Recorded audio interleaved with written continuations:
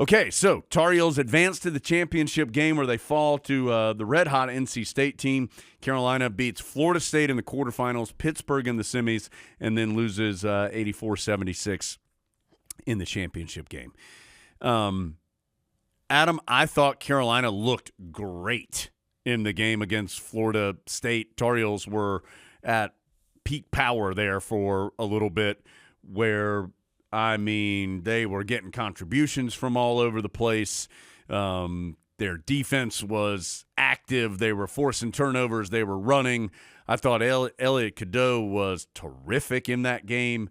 Armando Bacot had a double-double. R.J. Davis played well. Carolina just looked really, really good. Then I think the game against Pitt, Carolina played okay. It was a hard-fought game, a game you knew was going to be kind of a fight type of game.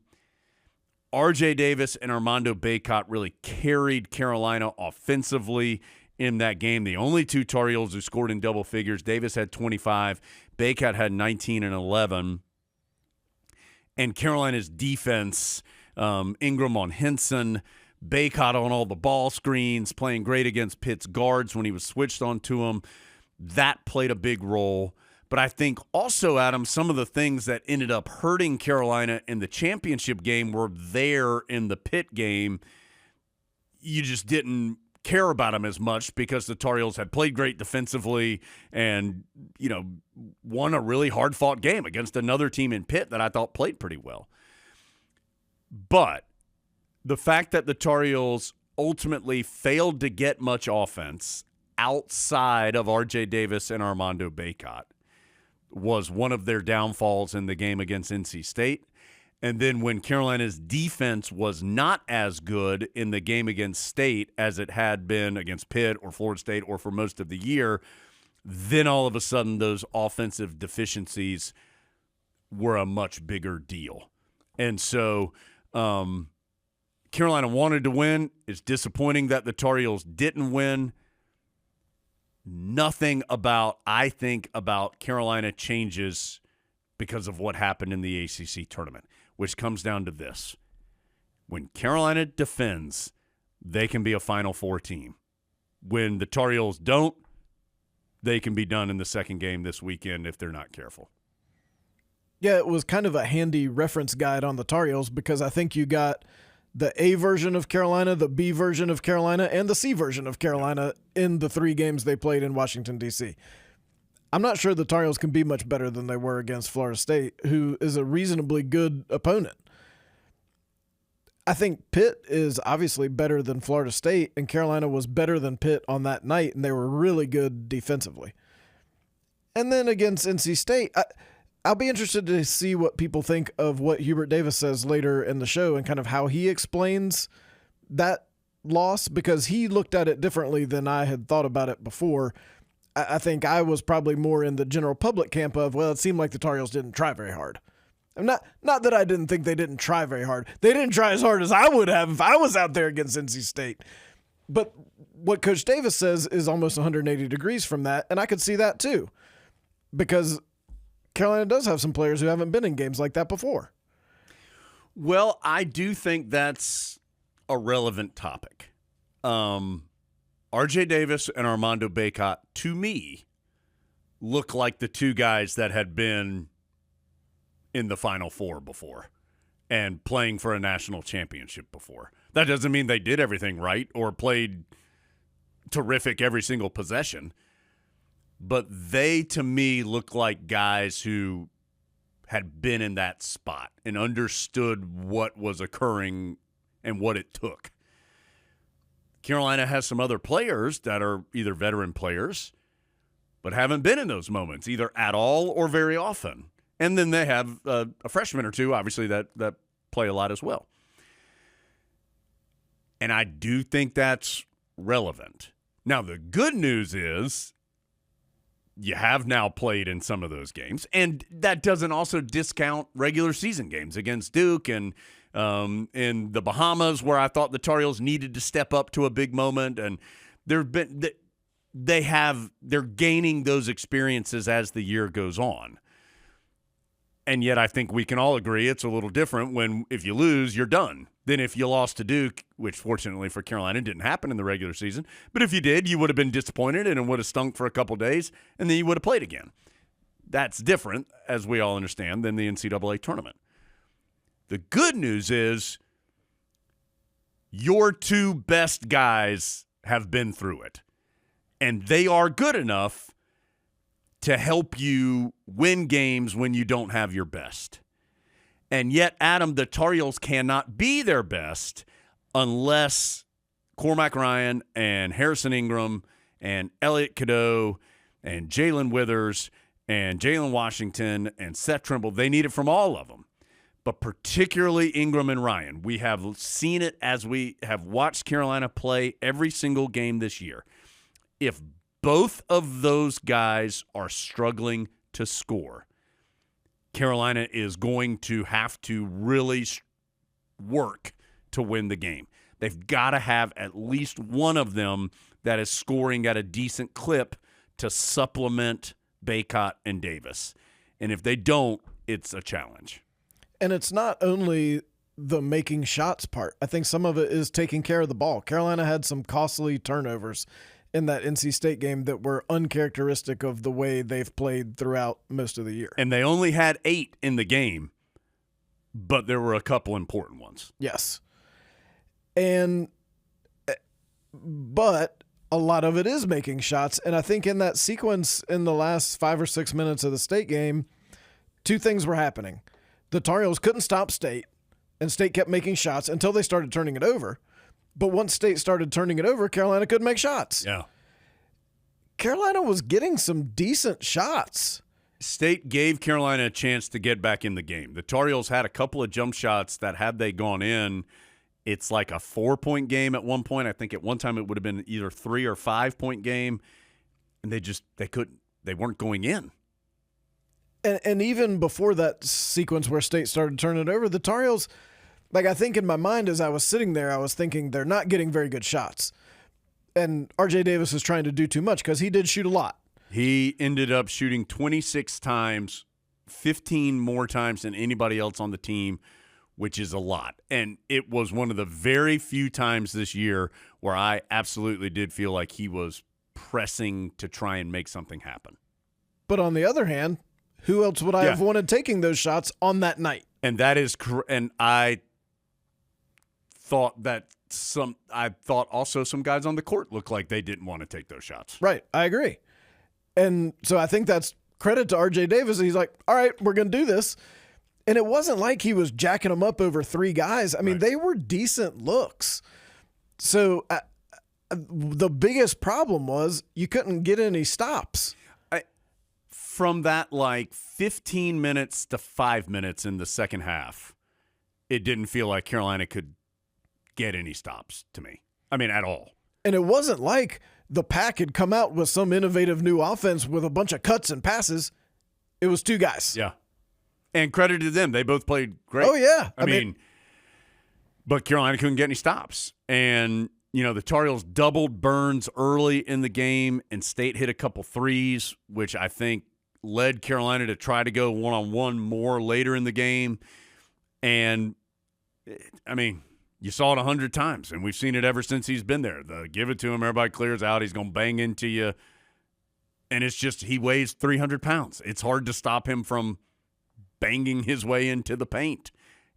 He's such a unique player where he is so incredibly big, and yet he has such a soft touch and is such a good passer. I mean, he's very, very – when he is on and engaged, he's very difficult to deal with. I think we both somewhat kind of gauge post players by what the big guy sitting next to us thinks. Right. And Tyler Zeller, you could tell a couple times Burns backs in and then does this sort of swoopy left-handed hook shot. And even Z was like, what are you going to do? That's not a real shot. Yeah. You don't practice that shot. There's nothing you can – as a big guy defending that, you don't think, watch out for the swoopy left-handed hook shot. And I mean – and again, this is credit. State was better than Carolina on that night. Carolina's a better team in total. State was better that night. When then O'Connell is shooting 60% from three in the tournament. He had shot 28% all year. Morcell had shot 28% all year. I think he hit the biggest three of the game when Carolina had cut it to 5 and he hit a 3 to make it back out to 8.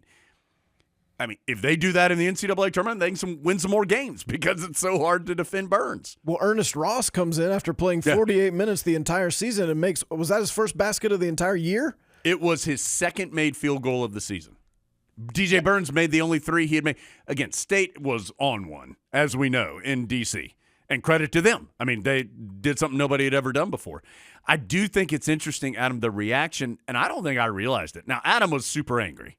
As angry as I've ever seen him after the game. That's factual. About like a sporting event. Yeah, that's factual. I've gotten some emails just from like the Hubert Davis, where it's like, ask Hubert Davis why his team wasn't trying and ready to play. It's like, bro, do you really think that was the case?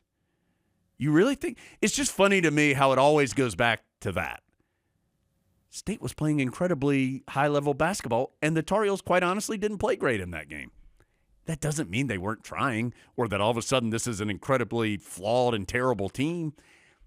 If Carolina can beat Wagner or Howard, the second-round game is going to be a massive game because you're playing a really good team, and it'll be interesting to see, did the Tar Heels just have a little stumble there in the ACC tournament, or are they trending the wrong direction? And I don't think we're going to find that out. Now, if they lose to the 16th seed, then we'll know that answer. If they can win that game, then I think we'll really learn the answer in the second round. I think it would be nuts to say Carolina's trending in the wrong direction when they beat Duke at Duke. Well, Hubert Davis, you'll hear it in just a second, kind of answers that where he says, yeah, have won 8 of the last 9 games that they've played against some really good teams in there. They played maybe the best 40 minutes I've seen them play against Florida State. They beat a should-be NCAA tournament team. Like, that Pitt team is a reasonable 8-9 team in the tournament. That was like a second-round Sweet 16. Yes. That was a round of 32, round of 16 type of game that Carolina and Pitt played. And then lost to NC State, which was playing out of its mind, which we'll now get to hear about for the next 30 years. Adam's so upset about it. That's what I'm mad about. It's the having to hear about it the rest of my life. It's not losing that one game. And I know more people who will let me hear about it than you do, which I know is why I'm getting mad just thinking about it right now. We're going to see that team get honored at halftime of every game Carolina plays in Raleigh for the rest of my life. Yeah, that's fine. It was an ACC tournament championship. Yeah, but who cares? Like, nobody was storming Franklin Street if Carolina won that game. Nobody was buying a T-shirt if Carolina won that game. But there might be somebody who bought a T-shirt. But State is going to hold on to that as a symbol of that, the fact that they're somehow back because they won a game. Bro, you hadn't been back since Jimmy V was looking for somebody to hug. Nobody even knows who you are. Adam's very You're upset. Not back. Adam's very upset. I'm telling you, that game's got a closer resemblance to Carolina beating Miami in football in 2004 than it does to anything Jim Valvano ever did. Okay, everybody be calm. Adam's hot. I'm telling you, Adam's been hot. This is the edited 3 days later version. I would say this is a 6.5 Adam, not a 10 Adam. Yeah. But they played very well on Saturday night. There's no disputing that. Absolutely. And again, I'm going to go back to what's most important for the Tar Heels with this. It in no way changes anything about Carolina to me. And unless all of a sudden the Tar Heels can't make any shots and don't play great defense, then it's not going to matter much because they're only going to play 1 or 2 more games. And so, but to me, it was just Tar Heels didn't play great. NC State did. On you go. I honestly think we have a pretty good handle on this Carolina team going into the tournament. Yes. They're fairly predictable. Yes. I think Carolina is a very good team. With 2 very, very good players. With 2 very experienced, good players who needs their other guys to contribute as well because as good as those 2 players are, it's not Antoine Jameson. It's not Tyler Hansbrough. Now, R.J. Davis has shown he can do it by himself. So that's why I hesitated, because I do think he has shown he can do it by himself if he absolutely had to, and he's feeling it. But they've got it. They've got 2 very good players that can lead them. They got to get stuff from the other guys to beat good teams. and it all comes down to defense 100%. Jay Billis said it right on ESPN when they were doing their bracket stuff when he was talking about Carolina.